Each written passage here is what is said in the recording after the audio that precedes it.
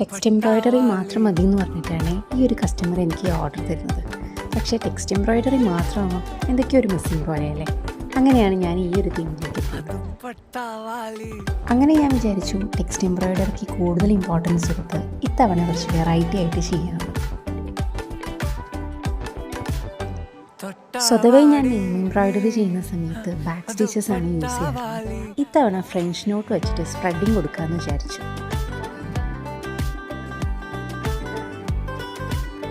Back സ്റ്റിച്ചിനേക്കാളും കുറച്ച് അധികം മണിക്കൂറുകൾ എക്സ്ട്രാ എടുക്കുമെങ്കിലും ഫൈനൽ ഔട്ട്പുട്ടിൽ ഞാൻ ഹാപ്പിയാണ്.